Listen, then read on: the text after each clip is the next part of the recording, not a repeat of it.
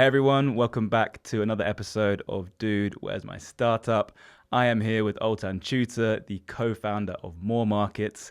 We're going to go through how to land your first big VC in Web3, how to know when to hire and fire, to pivot, and also to figure out, for all you yield maxis, what MoreMarkets is doing next. Man, this is a sweet reunion, isn't it? Yeah, it is. I was just trying to figure out when we met. I think it was like 3 years ago. It was 3 years ago. You were just out of Imperial. You were like first job. And you were actually, I remember us having a conversation, myself, co-founder Callum, and you were just about to get your job at Near. And you were asking about, because it was a sales engineer role. I think it's called partner. Yeah.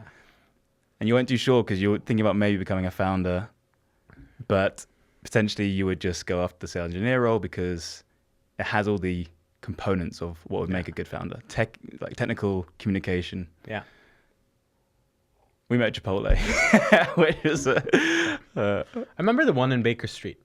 I think there's one. There was one that's like I think it's a breakfast place right across. Oh, Bill's. Yeah, I think it's Bill's. I think it's well. Bill's. Yeah, that's correct. Well, you've come very far, from that time, you've gone to partner engineer at Near from November 2022. Mm-hmm. You then went to senior partner engineer, which was April or about 8 months afterwards. So quite a quick succession. You went to found Nuffle Labs, which is around June 2024. That's to improve the finality layer across layer 2s. You raised over 13 million from the likes of Electric Capital, Fabric, other top investors. And then by March, April time this year, you pivoted the company into becoming MoreMarkets, which takes people's dormant assets, XRP, Doge, we'll get into that kind of stuff, and you put them to work to get high yields versus exchanges and stuff. Well, yeah, I'm very excited to get into this one because we have a very clear goal. I think there's 4 key components to your story so far that I would love to jump into, that a lot of founders or aspiring founders would love to hear about as well. So fundraising, key part, really going understanding how you raise such a massive round at the age of 24, 23? No, I'm 20. I was 26. I'm 27 now. 26. Yeah. Even so, like your mid-20s, 13 million. So your tips and tricks, your lessons and learnings from that. Hiring, so how you found your co-founder team, how you chose them, the most formative parts of your journey. And then going into like the pivot, so the reset, that's like the most daunting and courageous thing that a founder has to go through to really understand, like, okay. It's the fun part, I think. Yeah. And then lastly, like what's the next 5 years? What does that look like for MoreMarkets in this next big chapter? Sure. So let's just get into it. So fundraising. You did the impossible at age 26. And let's go through the key areas that, founders really need to focus on, which is like reach outs, the momentum you got to keep, pitching, closing. And let's just start with reach outs. So how did you actually get your reach outs right when you're going after VCs? And what were you doing differently at that point? Yeah, I mean, first of all, raising that much is not that of a big deal. I think raising money is the start of something. It's not the end of something. I got lucky.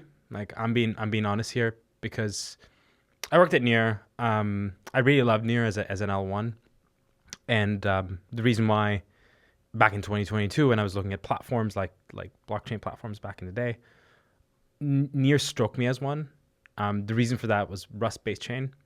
And Rust is used not only in crypto, but also everywhere else. It's very high performant. And I like the founder. I've listened to Ilya in a couple of different places. I know he did a really good work in AI, which he's the author of Attention's All You Need paper, which is the start of Transformers. So that inspired me to join Near. And because I had that passion about Near and the blockchain, I started, excelling in the job. And when you start excelling in organizations, people take notes of you. And Ilya took note of me at the time and a bunch of leadership team. And he almost became an advisor to me in some sense and a mentor. And through that relationship, obviously, I met our first and second investor.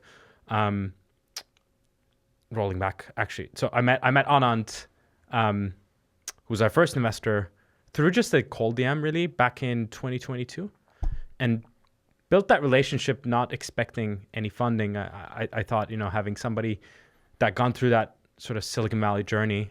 He's founded 2 companies and sold 2 companies, backed by really good VCs back in SF, and really took that as a learning experience, not anything transactional, and built that relationship as a friendship. So he was the one first coming in March last year and saying, "Hey, you should start a company." So I took that $500K check. And while that was happening, Ilya said, "Look, you guys have been doing really great work at Near. I'll help you guys fundraise, and I'll introduce you to Electric Capital." And I didn't know what I was doing. I was like just one founder at the day.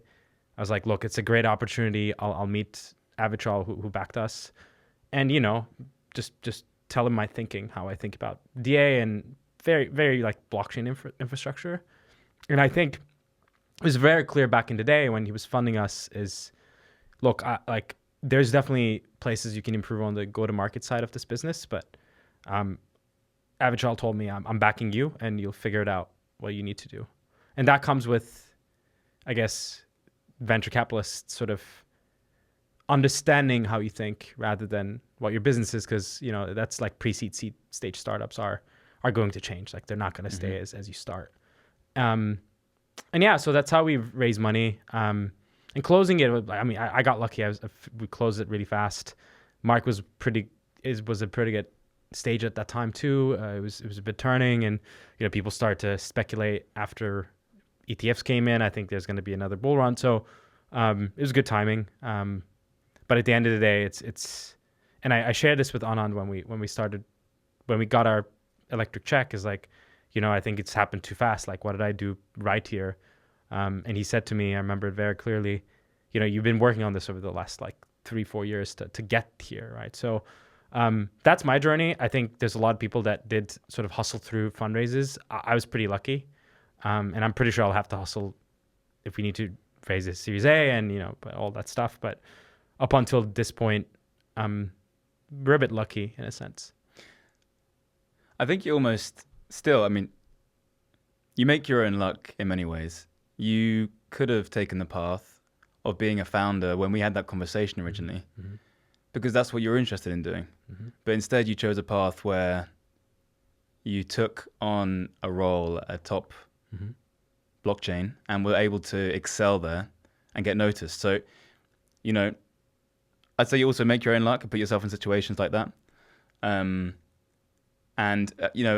Even then you have to do the right things to close that kind of money. Like, did you have to do any kind of momentum kicking, or was it the case that you had one of the best intros going and because the first conversation worked with your lead, the rest was kind of fairly simple? Or did you have to use some sort of kind of techniques to corral? Yeah, the momentum was there because we built Near DA when we were at Near, and it was the main thing that Ilya even talked about for like 3-4 months. And being that team behind it, I think it really helped with momentum. So when we went to the market, like everybody wanted to fund us. It was also like the topic was hot at the time, and it was kind of helpful. Like seed raises are a bit that way too. Like you have to, it's this bad part about crypto that there needs to be a narrative, but at the same time, like this is a thing that, I think that exists in traditional markets too. People believe in narratives, and they come up to that. So that's the momentum kicking. And then the other thing is obviously when you have Electric Capital, it's easier to close the round because then people follow investors like Electric, and there's reasons why. I think Avichal is a great investor, and he's been super helpful as a mentor to me too, not only as an investor. I don't think you get that in every venture investor too. Like, So, and then Ilya obviously helping, we were able to get really good angel investors too. And, you know, I think, yeah, again, I think if I were to start this again, like people go out there and try to build things, there's a path to that. There's now the tools are available. If you can build something out there that really catches everybody's eyes, pre-seed stage investors are abundant. So getting that momentum, I think if I were to do it again, I'll build something out there and market it myself and, try to get people interested. That's the second way to do it. And I think it's going to become more and more prevalent in today's like crypto, AI, anywhere you go. You need to be building something that people see and get excited about and, contact you. I've seen a lot of founders do this too, even though they come from nowhere and they've never worked in a protocol. So I think there's a couple of ways, right? Like you can build your brand over time, get funded, or, you're a very good builder and that builds your brand in a short amount of time. A question around narratives. Like narratives at the moment are pretty much dead. This time last year, it was basically just a consistent, even like in the space of 2 or 3 weeks, there's a narrative. Would you say that when you were fundraising and you were hot on a narrative at the time, like dealing with modularity, it was a killer proposition at the right time. Yeah. There's a lot of timing there. Do you think it's harder today in this year, versus raising last year in a narrative-less scene, or do you think it's probably easier? I mean, what we did back in the day was kind of beta play, right? There's already somebody that did some work for us that we can pull up. Like if I were to do this again, I would, and we did this for when we did the rebranding for MoreMarkets, is to start with fundamentals and build your thesis around it. Like you have your own thinking, then you're the alpha in that thinking. So I think if you're a good founder, you can always tell a story around what you do. You can show a big TAM like a normal venture capital story that everybody tells you. I think you're good enough. There's venture capital money always. It's getting momentum through your work and getting the marketing right. I mean, seed stage companies are kind of founder-led marketing companies really up until you get to a Series A where you have numbers and traction. So people back people. I don't think that's going to change. Let that be narratives. Like I've seen just showing your thinking is the most important thing in a seed stage startup and how you think that you can build something bigger than yourself. So that's one thing I'll probably mention. Let's move into your team. There's 4 founders, is that correct? Farhat, Donovan, Sam, and yourself? Yeah. How did you guys meet? It's a funny story. So Sam was my manager at Near, at the BD team. Farhat was an engineering manager at Pagoda, which is used to be Near's labs entity. And Don used to report to Farhat. I mean, corporate structure doesn't matter, but we all got together because Ilya back in August told us, hey, let's build something interesting with the Near tech. And that was 2023 August. That's how Near DA was born. So we liked working with each other at the time. And when I got funding, those were the first people that I thought it would be nice to have in the team. And they were the first ones to join last year in June, when the company was, getting formed and everything. We have a bit of an interesting skill set match. Like I'm the quote unquote like marketer in the company. I'm the one that's front facing, but Sam does all the back door, like not back door, but back room, back office stuff. Right. That's probably a better word. And Farhat and Don are just heads down building protocol and product. And having Near engineers in the team is pretty nice to have because we have a very, very strong team in terms of the tech side, which is good. You've got a very well balanced team there, just kind of going through the dynamics. But how did you actually know that the chemistry was going to work? We worked together like for a year. on that team. So it was almost just like, Yeah. that's a very rare case where, because typically people have to take a leap. Mm-hmm. You know, often it's the case you don't know who they are. Mm-hmm.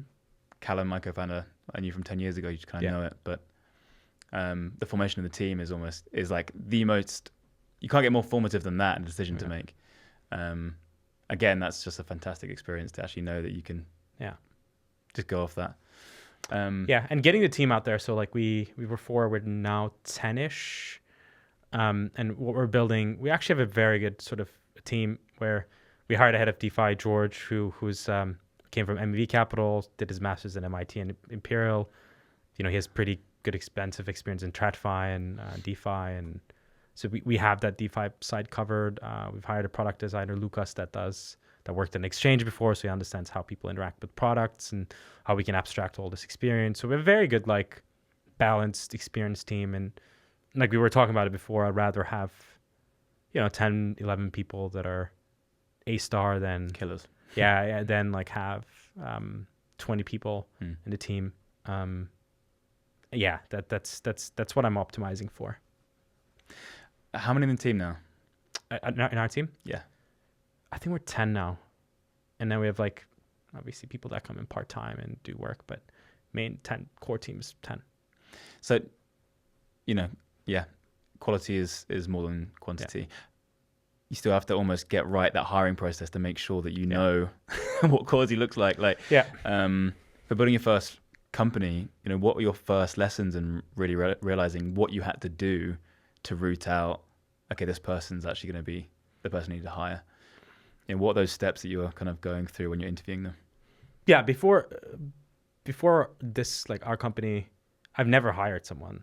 So I had to learn that skill. I'm still not probably the best. I think I can knock that down in the next 2-3 years. I think you learn a lot from hires and how you can hire and how you have a feeling. It is kind of funny, but I think you sometimes need to trust your instincts in hiring. Even you have some sort of a doubt, I don't think you should hire the person, even though on paper they might be great. The other thing I learned through a bunch of Silicon Valley people have been, and I've learned somebody that actually advised. She was one of the first Facebook HR people, and she told me that you have to hire really slowly, to take your time, and then if the relationship doesn't work, fire fast. Because I think when you start working with someone, you understand that it's not going to work out. So that's something I've learned, and extensive. Just try to hire even if you don't think that they're the smartest people in the world, just don't hire them. What's made you go like, yes, this is the perfect hire? Like, are there any key things? Is it just being like, okay, they're hyper intelligent, because it, not to take cliches, but like Elon Musk has said that he's gone way too overweight on intelligence and not enough on authenticity and genuine and having like integrity. Is there anything there that you think, okay, I'm really looking for? And also on the reverse side of that, are they kind of any icks, any big no's that you definitely kind of red flag? Yeah, we're in a world where there's a lot of things you can do with AI, but that also I think increases the bar for people. That increases the bar for me and you and everybody. You can't just put everything that AI does, like then I will just pay $20 and do the work myself. I think one thing about hiring is, one, reliability is very important with employees. Like, if they should tell you if something is possible or not possible from the get-go, and you have an understanding that is possible or not. That's one. Second, I still think attention to detail is very important. Like paying attention to everything you write, everything you communicate. And three, just with the age of AI, I think communication just becomes way more important. I think, even if you're writing, you can tell I have a sense that if somebody's writing with AI or not. Like, when you start to That when you start that to when you long st- dash. yeah, when you start, not even long dash, when you start to like dig deeper into thinking, Mm-hmm. you start to ask more deeper questions. People's like, oh, I didn't think about that. So like thinking and understanding becomes more important, I think. And when you're doing work, and I can tell, like a founder can tell whether somebody understands something or not, Mm-hmm. because some people, even though this is not the reality in our company, but some people just go and work 9 to 5, 9 to 6, and founders are just always on. Mm-hmm. And when you're always on, you tend to go deeper into things, and and I appreciate people that can actually go deeper into things. Mm-hmm. Yeah. And even in your role in heading up marketing, it becomes so evident if your team has produced something that's it's slop. Yeah. Like, Yeah. and the bar has to be raised each time. And if I've naturally told our team to, like, if I can tell, then it's like, Yeah, it's then not good everybody enough. can tell. Yeah. Because that's a human, human consciousness of exactly. of this thing. Yeah. Not to say it's not insanely useful. The likes of Claude, the likes of like really, really, really in-depth prompts, fantastic. Yeah. But you've got to be refining it to make it tweak to be authentic. Yeah. I think you can use it to find information pretty fast. Like that's one of the things. It is a better way to do search online. Because there used to be the thing that when you write to Google, the query used to turn into, let's say, the Google algorithm has to pick, right? So there's still an algorithm that picks everything. I think with LLMs, it became more like I can just tell with natural language, and that's that bar between me writing something and explaining, and then almost like computer responding to it, just became like smaller. So I think being able to, and that's why communication is pretty important, because you still need to communicate to an LLM what you want. And a lot of the time, that's the hardest part. Yeah. Let's move into the pivot. Mm-hmm. Nuffle Lab started. You then pivoted to MoreMarkets. Pivots are difficult, but they're exciting. Have to take a lot of consideration before you kind of go into that. So let's kind of walk through, especially for any founders out there that are thinking about this themselves or haven't, it's just to try and figure out when it is the right time. So let's go through that moment. What was Nuffle Labs first and foremost? And then it'd be great to go through some of the assumptions that maybe you didn't get right at the very beginning and you realized that you had to change. Yeah, so Nuffle started almost as a spin-off from Near Foundation. It had two products. One that's Near DA, which uses Near as data availability. I'll just dumb it down, basically storing a sequence of transactions that you send to an L2 on Near. And then people can pick that up and construct the layer 2 on Ethereum. And that I think it was a very innovative approach of using another blockchain to do that, compared to like Celestia's approach at the day was just to design something that's purely from the start. So, and it required a lot of knowing how Near works. And the Near fast finality layer and became Nuffle fast finality layer as well. It was collaboration with the Eigenlayer folks that you can, if you put your sequence into Near, I can give you a very high assurance that this transaction will finalize on Ethereum in a couple of seconds versus, I think it's 8 hours. Yeah, I haven't looked into this for a while. So you can basically do a lot of cross-chain work.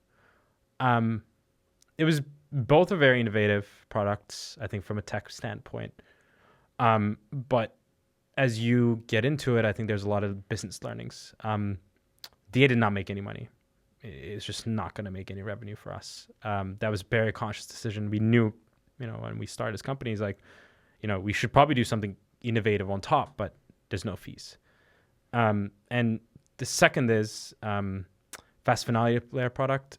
There's a lot of things out there that are doing similar things, and the trend on those didn't look that well. And we were studying these two, and we over the summer we're like, what do we do? Like, what's the, obviously you could keep building them, but we started thinking through what are the interesting things we can do. We saw we looked at almost CoinMarketCap, and if you look at top 10, starting with Bitcoin, obviously, go down to XRP, Doge, all these assets, they're pretty much high market cap tokens, sometimes high FTV tokens, a bit of combination of both, but they're not using DeFi. So Bitcoin currently is around 1%, maybe, like if you add wrap BTC, which sits idle. Mm-hmm. And if you look at XRP and Doge, they're almost like very, very low utilization compared to Ethan Solana. And we came to this realization just working with the Eigenlayer, because one of the things that we realized is people are not going to pay for restaked ETH, and which is true right now. Like, there's not many people that are paying for it, and because it's expensive for people. And we thought it'd be interesting to bring, Near and Solana and other assets that tend to be cheaper. And we built that infra last year using all the things we have, and realized actually nobody's going to pay for any security, because securities is an interesting concept intellectually, but on a business sense, like there's not that much of a user demand or even business demand to do it. And a lot of people still went to spin up their own validator sets compared to using the Ethereum validator set to do things. So we looked and said, hey, what if we can actually bring these to DeFi? And when we started looking in, I think a lot of products that are doing this are very DeFi native. So Lombard does it nicely for a DeFi user like me. I'm not a power user, but I use it regularly. And realize XRP there's been wrapped XRP, but there's not much work being done building the markets for it. And then decided, I think we should kill everything we have and completely switch to something else. First, it will give us it'll help us mentally. I think when you start to go deeper into something and you realize that it has more potential than what you do, you kind of pay attention to that. So that's why we decided back in January almost to pivot, and took that action almost March. And it's been great. Like I love what we're building right now. It has a way more bigger vision than what we set up before, because we built the product when we were near. Mm-hmm. We weren't a company back then. And I certainly love the value proposition too, which I can explain later. But there's these assets just sitting and doing nothing. And if you can build something that is a bit of a DeFi mullet on the front end, it looks like a centralized exchange, which we shared on our Twitter a little bit. It's got good traction. On the back end, it's full on DeFi. Like, it's transparent, it's self-custodial with the methods that we do. And you remember, if you remember these things in 2022, where people took almost customer money, like BlockFi and Celsius, and they didn't tell people what they're doing in the background. Like, we do the opposite, and we're like way better iteration of these products that blow up. And now DeFi is so strong that you can see what's happening, and you can see what with Hyperliquid as well, that it's very transparent. It's coming close to Binance, and I think that's purely for perps and trading. But people haven't done much work on Earn, and I think we want to be the winner in that category. I think it's really interesting at first, which is basically what a lot of crypto projects unfortunately fall into, which is like, how are we going to make money? Mm-hmm. And so you kind of went through that motion of, okay, there's something huge here. Yeah. And not only do I have to explain this to crypto people, I can explain this to like my dad, my grandma, like whatever it is. Because it's just like having cash in a bank. Like if it's sitting there idle, what is it doing there? Like, Well, why are you doing that? It's a better version of a bank Is it? because the collateral you provide on a bank is not there. Exactly. Yeah. Well, Uh, but that kind of stuff, it's very tangible. Yeah. And when you think about something like XRP, now the fourth largest asset. third as of today. As of I today. mean, it moves back and forth What's with USDT. the market cap now? I think 150-ish. 150 billion. I mean, it's insane. So, it makes a lot of sense, and I can see why you've done it and pulled the trigger. Yeah. So yeah, well done for kind of going through it and out the other side.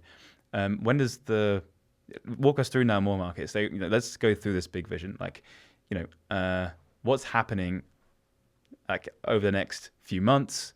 How are you different to any other solution? Mm-hmm. And afterwards, you can go over like, the next 5 years, the grand round vision. Yeah. So the earned products have been very local. And this is a trend that I've started to see with becoming global as well. As in, when I say local, it's only focusing on one blockchain, right? So you have obviously staking, that's native. You can come to Near and stake and earn 8%. Or you can just lend your Near or USDC on Near, or you can go to Aave, that's very local. I think there's a trend that as these things abstract, there's a possibility to build a global earning product.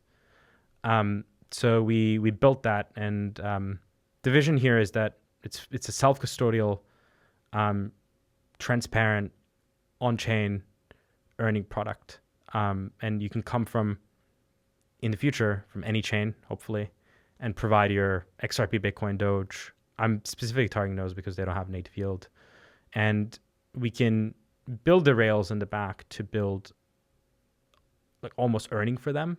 And I can explain if we can go further deep into the topic, because I think the main things that people have been doing on Bitcoin and all of that, it's just been points related and been emissions related. We have a different approach that actually comes from quote unquote real yield on chain.